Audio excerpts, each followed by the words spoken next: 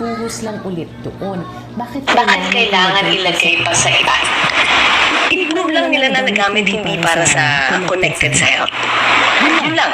Kung hindi siya connected sa health, it can be questioned. Paano naging connected sa health yung bridge na itinayo na yan, Castro? Paano nga ba? O, tingnan niyo ang kanyang rason dito ha, na nakakatawa. Pero kung nandiyan connected sa health, let's say po, halimbawa, nandoon yung pasyente, hindi makatulay, walang room. So, ito bang pondo na to na napunta na sa National Treasury? Paano kami makaka-reach doon? We have to...